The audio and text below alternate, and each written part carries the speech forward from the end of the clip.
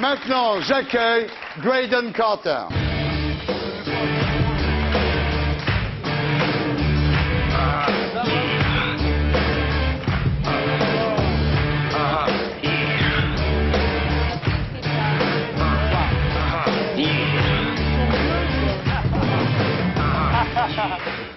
Graydon Carter, bonsoir. Bonsoir. Pourquoi vous faire appeler Graydon alors que votre vrai nom est Edward? My father's name was Edward. Parce que le nom de mon père c'était Edward. Et donc on m'a appelé Graydon pour ne pas me confondre avec mon père. Ah, c'est tout, ah oui. S'il y a des vieux dans cette émission, je m'en vais. Mais c'est Graydon, c'est un vrai prénom, ça existe? It does exist. Oui, c'est un vrai prénom. It does exist. It's a family name. C'est un nom de famille en fait qui a été adapté. Alors, je vous présente notre ami Graydon Carter, si vous voulez bien. Il est né le 14 juillet 1949 à Toronto, mais vous avez choisi la nationalité américaine.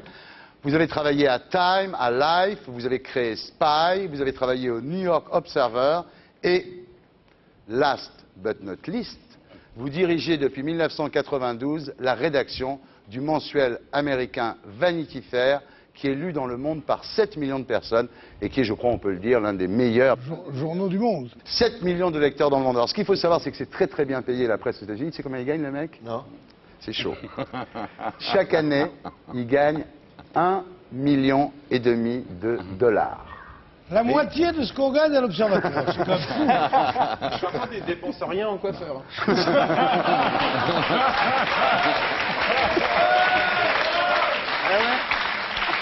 Pas les fringues, pas la coiffure. 1,5 million de dollars. Non mais sérieusement, c'est quand même énorme. Lauréat de nombreux prix journalistiques en France. Et vous avez également produit le film des frères Naudet sur le 11 septembre, l'attentat contre le World Trade Center. Et aujourd'hui, vous publiez chez Grasset un livre qui s'appelle « Ce que nous avons perdu ». Voilà. Alors le pitch, c'est l'honneur perdu de l'Amérique, la régression sous Bush de la plus grande démocratie du monde.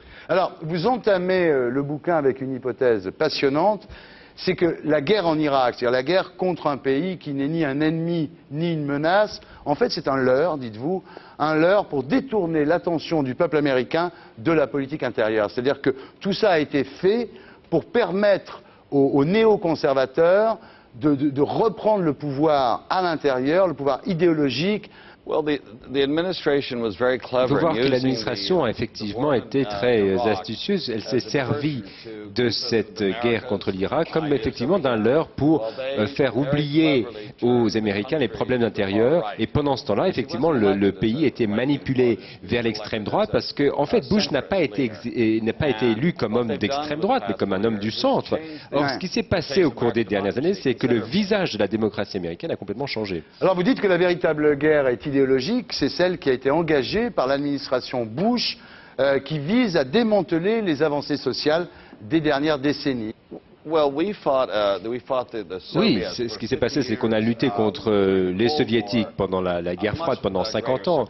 Et c'était un affrontement entre des superpuissances qui avaient les moyens de détruire la planète des dizaines de fois. Mais les Américains, pendant ce temps-là, pendant la guerre froide, n'ont jamais abandonné les libertés civiles, n'ont pas contrarié leurs alliés, comme nous l'avons fait en quelques années. Ouais.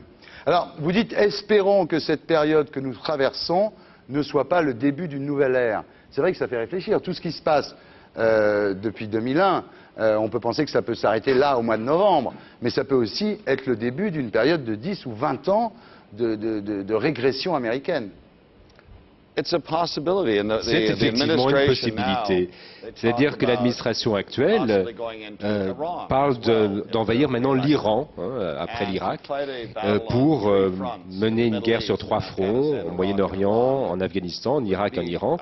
Cette espèce de triple guerre serait en tout cas irréparable pour l'autorité et la réputation des États-Unis à travers le monde. Mais surtout, nous n'avons plus de soldats aux États-Unis. Donc on va se retrouver avec à nouveau une conscription obligatoire. Ouais. Moi, ce qui m'épate, c'est que dès qu'il y a un Américain en France, il est toujours anti-Bush. Bah oui. Ça veut dire que ceux qui savent écrire des livres, ils sont contre Bush, c'est tout. Il n'y a pas que ça. Mais quand même, c'est dingue.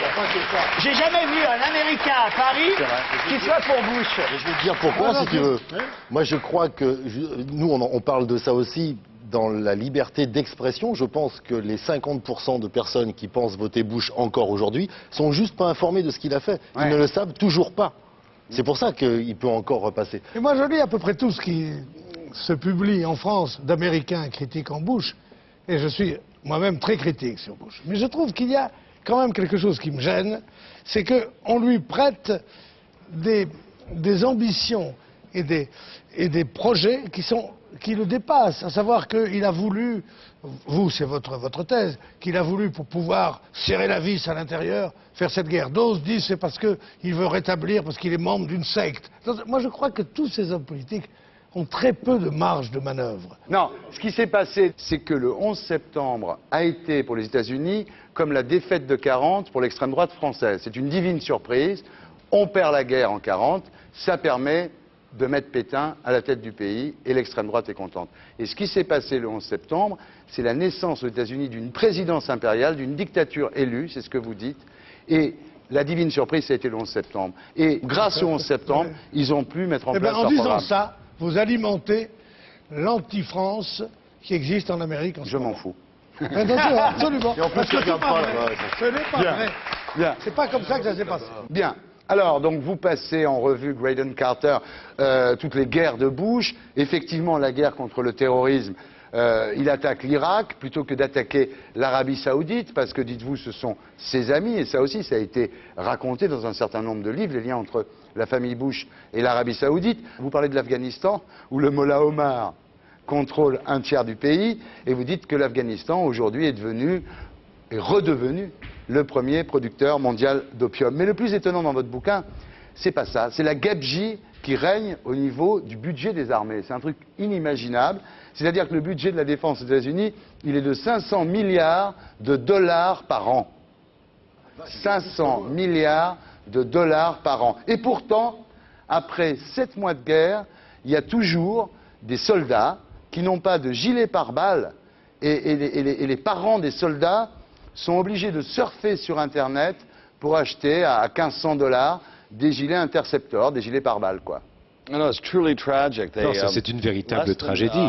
C'est-à-dire que moins de la moitié des soldats sont équipés effectivement de gilets pare-balles, en tout cas qui puissent résister aux balles d'un AK-47, c'est-à-dire l'arme la plus répandue. Et puis l'autre moitié des soldats ont des gilets pare-balles de piètre qualité et lorsqu'ils se déplacent en char, il n'y a que la moitié des chars, et là, plus d'un an après le début de la guerre, il n'y a que la moitié des chars qui sont effectivement blindés et l'autre moitié n'est pas. L'autre moitié des chars n'est pas blindée. D'où les blessures abominables qu'on n'a jamais vues par le passé, c'est-à-dire que vous avez des corps arrachés. L'Amérique est le pays le plus désorganisé du monde. Il faut savoir ça. Nous, on ne croit pas ça. Nous, on pense qu'ils sont plus organisés que nous. Kenneth Galbraith disait, c'est un pays du tiers-monde, ne l'oubliez pas. Moi, j'ai vu, ça va me vieillir, le débarquement américain en 42. Ah oui, ça te vieillit, c'est vrai. Le débarquement en 42. T'as pas vu arriver les mecs, t'as pas vu Sherman en public, là. Si tu savais à quel point c'était désorganisé, à quel point, un jour il y a eu un container, enfin on m'a raconté, parce que j'étais un enfant, un container énorme qui est arrivé, on l'a cru, qu'il y avait de la nourriture pour tout le monde, c'était uniquement du papier de chiottes. Ils s'étaient trompés dans les trucs.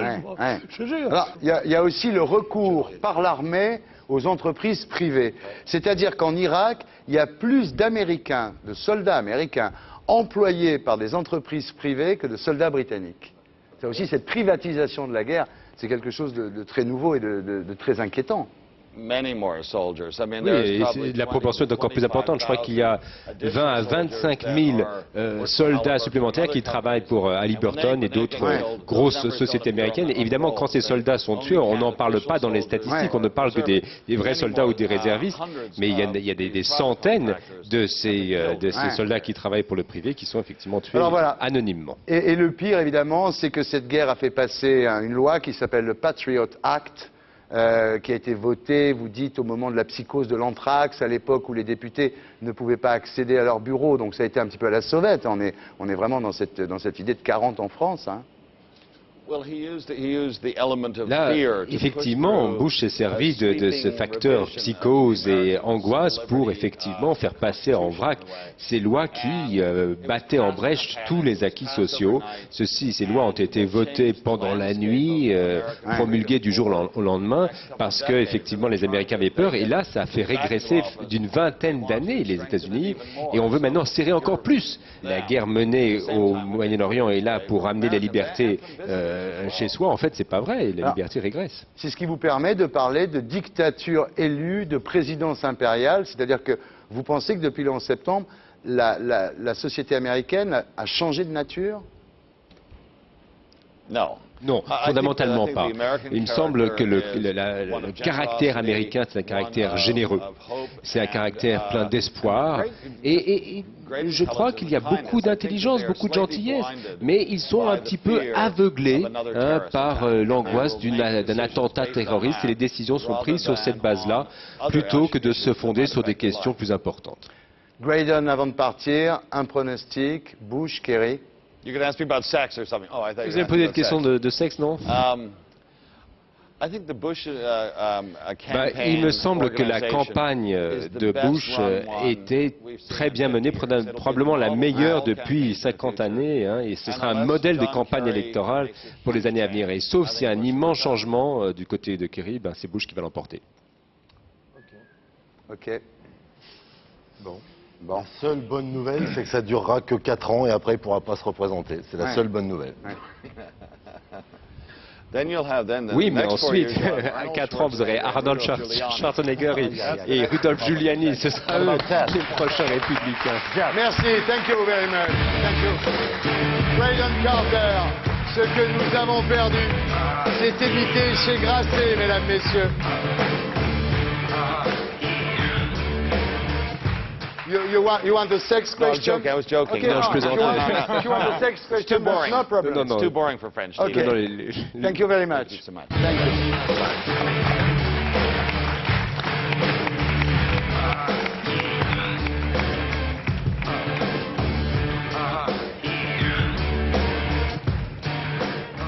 J'accueille